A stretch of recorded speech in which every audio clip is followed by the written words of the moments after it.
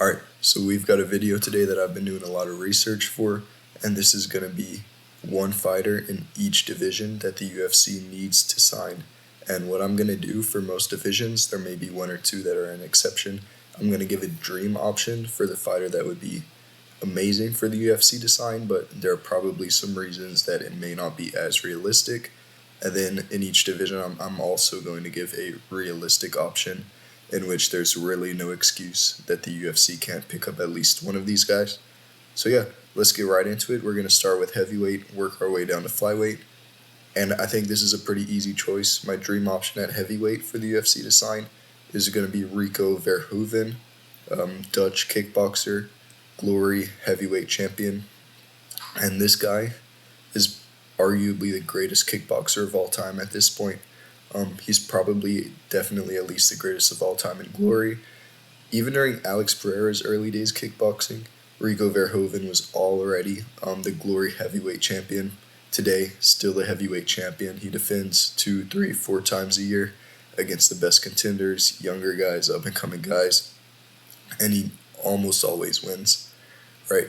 He's only 35, which is more towards the old side, but at heavyweight, 35 is not that bad. It's still considered part of your prime, especially when you're a guy like this. That would be a massive signing from the UFC. They're going to make sure that you get up towards that belt if that's the level that you're at before you're too old, right?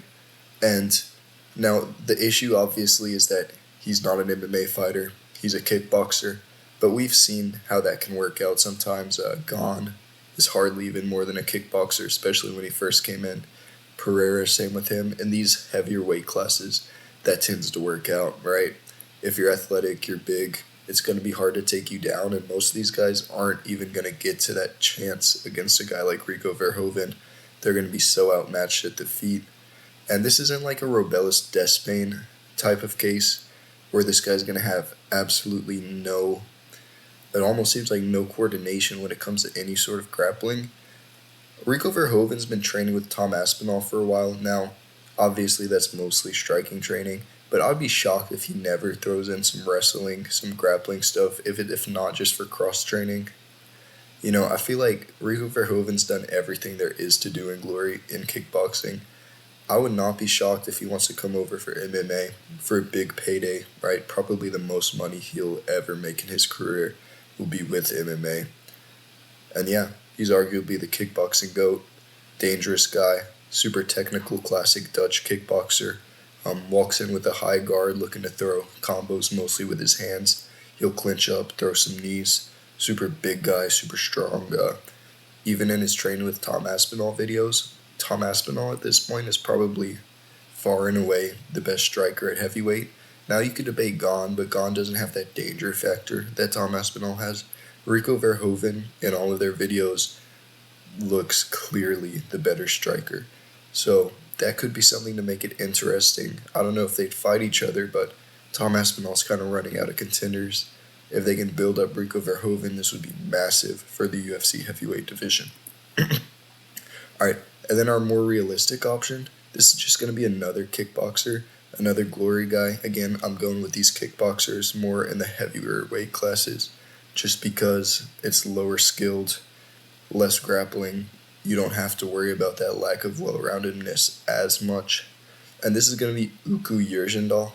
Now, this is another Glory kickboxer. He's obviously not on the level of a guy like Rico Verhoeven, but the thing about him, you can tell by the picture, it's even crazier in video. This guy's an absolute unit, 6'3", 6'4", built like a block, and he actually hits insanely hard, right?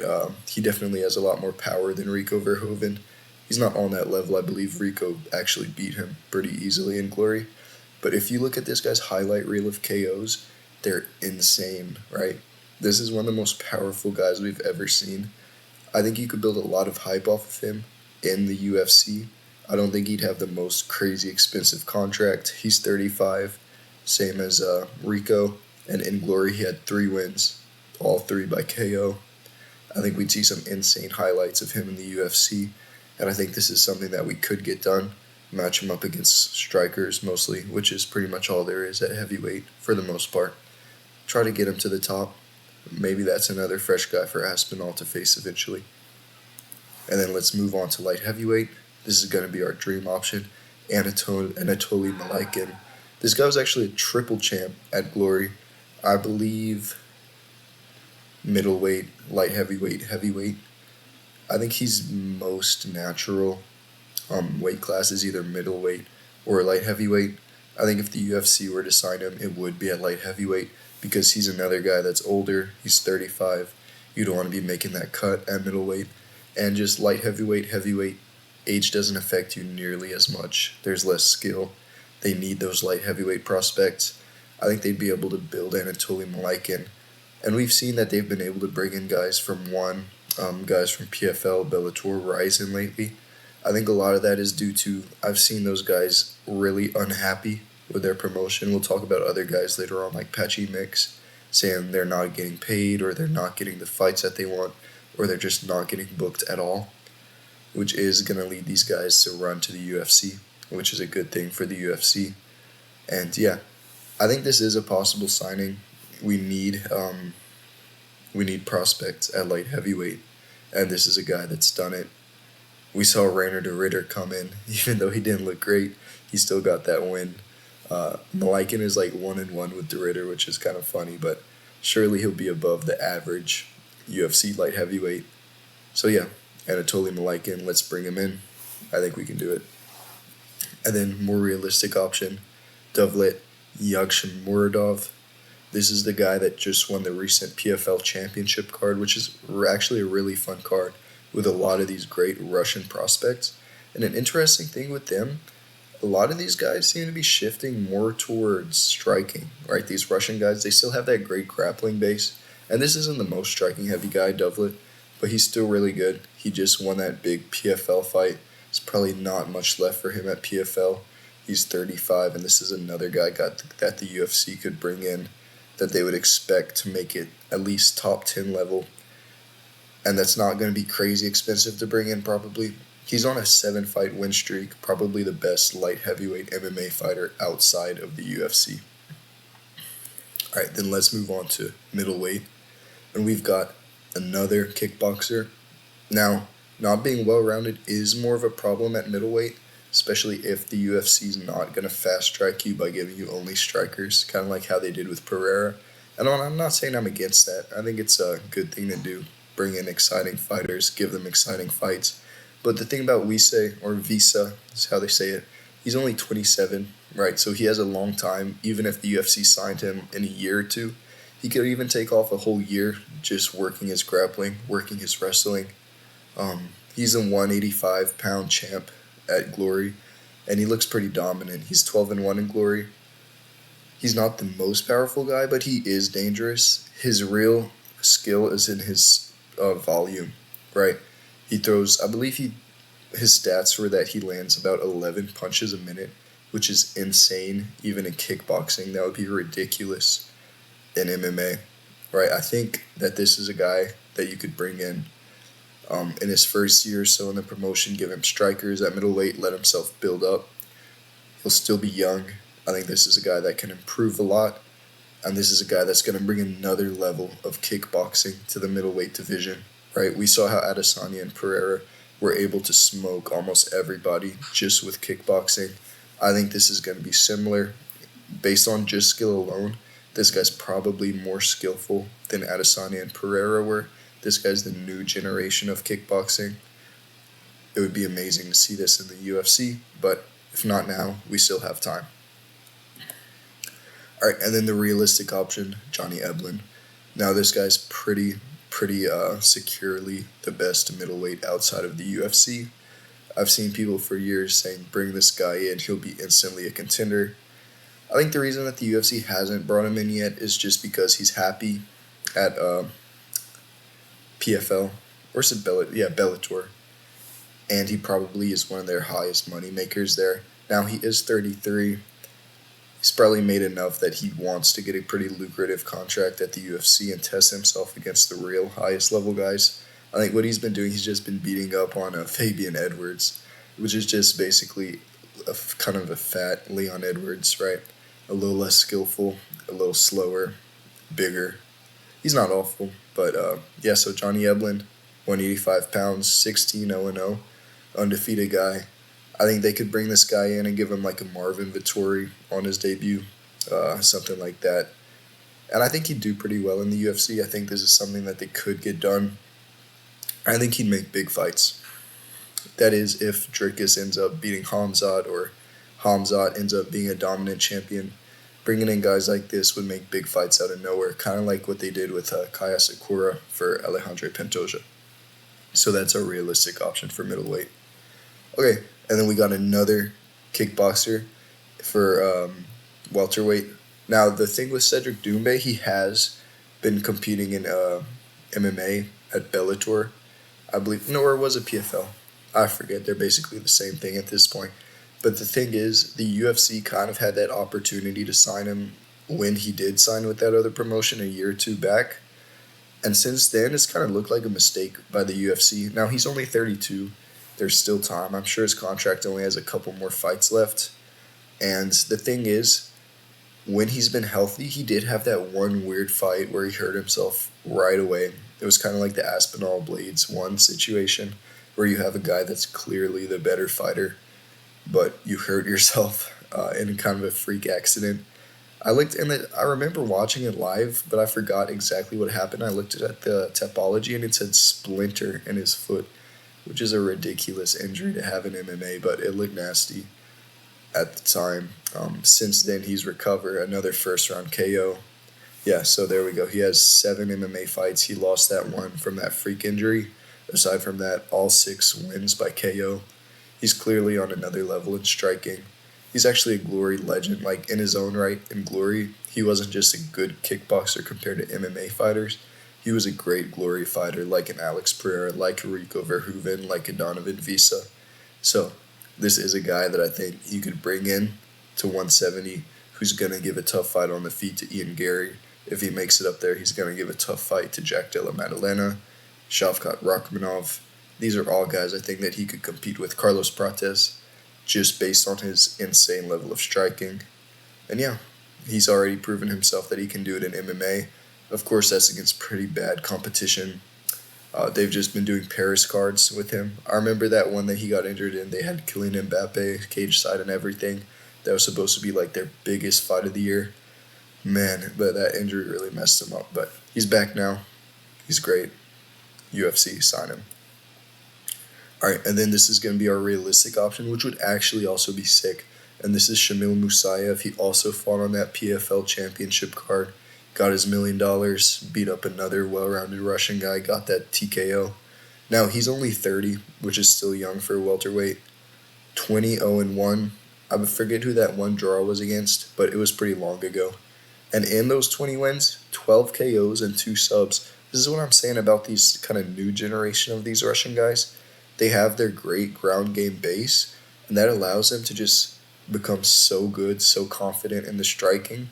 They end up becoming KO monsters, which is super exciting. I think this guy's super technical, super well-rounded. Give him a couple fights to get some UFC experience, and I think he gives a tough fight to anybody in the division. My only concern with him, he looks a little bit small for welterweight. But maybe that's just because I have yet to see him against a welterweight size that I'm used to. I think this guy could be competitive at the very top of the UFC. And I think this is something that they could realistically get done. Alright, and then for lightweight, I'm going to have 2 options. Not really either one of these is like realistic or a dream option. I think both of these are pretty realistic, and I think these are clearly the 2 guys that the UFC are looking at to sign. Obviously, Usman, we'll get into that, and then Paul Hughes. And these guys are fighting each other very soon. I think regardless of the outcome, sign the winner as soon as possible, sign the loser as soon as possible. These guys are both young, 27 and 26. They've both proven that they can beat top guys outside the UFC. Paul Hughes has wins over Vucinic, who's good. He looks really good. That's also the only guy he lost to. And I believe he lost his UFC debut, Vucinic, but it was against a good guy, and he looked good in it.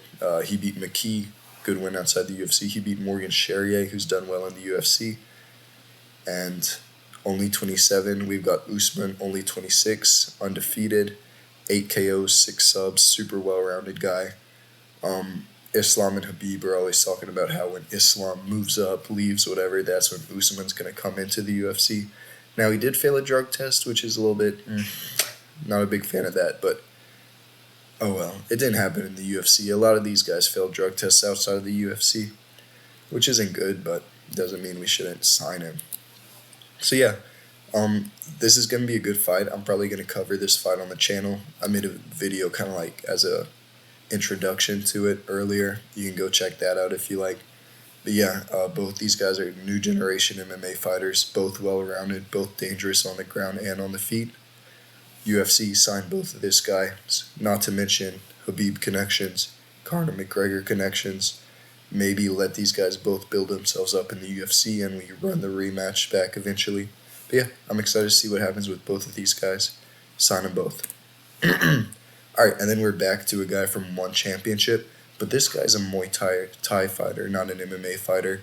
This is going to be at 145, Jonathan Haggerty.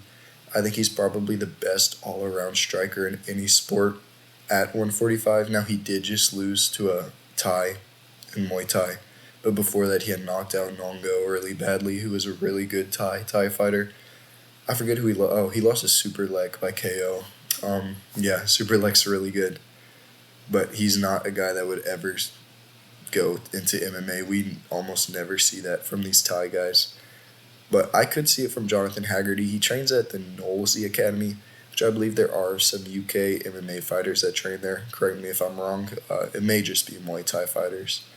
But he is from England. I'm sure he knows some UFC fighters. I think he would immediately come in and prove himself as the best striker at 145. He's powerful. His elbows are nasty. Knees are nasty. Super quick. Great light on his feet. Super fast combinations. I think a striking battle between him and Ilia Topuria would be one of the highest level fights we could possibly see in the UFC. But yeah, let's bring him in as soon as possible. Give him like a Marcus McGee on his debut or something. That would be an amazing fight. There's so many great matches. Oh, well, that's 135. What am I talking about? Give him like a Bryce Mitchell on his debut. We'll see if he can handle that wrestling. And then this is our realistic option, Timur Khizriev, another guy that fought on that PFL card. He's 18-0. He's only 29. He's not as exciting, like I was saying about these new Russian guys that are primarily strikers. He's primarily one of these grinding grapplers, but it's still good to have that in the division, right? Even if you're not the most exciting guy, it's good to have an undefeated, up-and-coming guy, kind of like a Movsar Evloev, that would have a good fight with a guy like Ilia Topuria that has a way to win against these guys. So that's a realistic option we could get done for the UFC. All right, and then this would be a massive signing for the UFC. This is a pretty dominant guy outside of the UFC, Patchy Mix. I've seen for years people saying he's a top 5 bantamweight in the world, even though he's never been able to prove himself in the UFC. I recently saw him coming out saying the promotion he fights for just isn't letting him fight, which I think is a ridiculous thing. Maybe they're trying to keep him on that contract. If you don't fight, you can never end your contract, which sucks. He's 21-0, which is a ridiculous record for a guy that's only been fighting in championship fights for the last few years. He's 31. He still has some time to get some UFC experience, maybe even take a loss and bounce back. 13 subs and 2 KOs, so 15 finishes in those 20 wins. This guy's a master on the ground, really strong, really skillful in the jiu-jitsu. Good wrestler, good striker. He's on a 7-fight win streak. I think this is pretty clearly the guy that you'd want to bring in at bantamweight. I think he gives a tough matchup to anyone in the division. Sean O'Malley, Piotr Jan, Merab, Umar. Yeah, this would be a great signing by the UFC. And then it was kind of hard to find a realistic option. I ended up with this guy, Khurshid Kakarov. I believe he's Tajikistani, but he also represents Germany, which will be cool. We don't really have much of that in the UFC. He's 13-1-0 with 9 KOs. He fights in some European promotions, so maybe take him in through the Contender Series. We'll see how legit this guy is. But yeah, There's not much going on at 135. I think a lot of that is because the UFC already has all of the good prospects in the UFC, which is fine too. So this guy's a realistic option to just add to that. It's always good to add to it. All right, and then we're down to 125. I know I said that these Muay Thai guys don't transition to MMA typically, but that's why it's the dream option, not the realistic option. And this is a guy that did make the transition to kickboxing, although obviously that's not that much of an adjustment compared to Muay Thai to MMA. This guy's the one champion in kickboxing and Muay Thai. He's only 30. He's 125 is their strawweight division, I believe.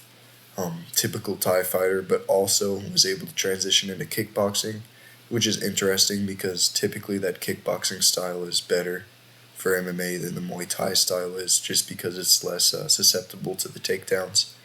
I think this is a guy that you could take in, give him favorable matchups, and push him towards the top, right? Because we do need new guys for Pantoja.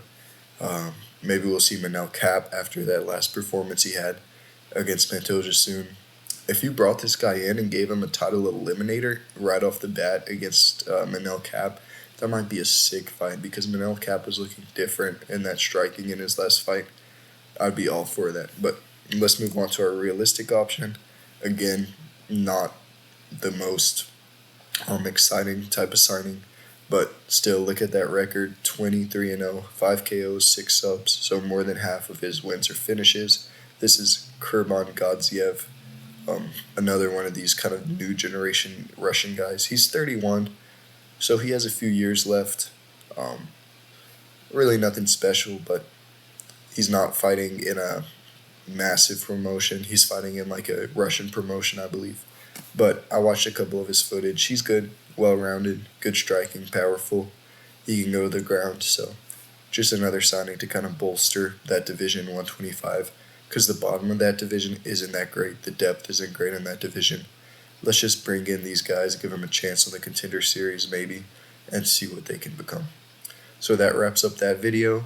I know especially in the heavier weight classes when I was making this video, there were a lot of guys that I had to leave off just because I wanted 2 each. I may make a part 2 if that's what you guys end up wanting. I think there's a lot more we could do with this, and yeah, this was fun to do. So thanks for watching, guys. Have a nice day.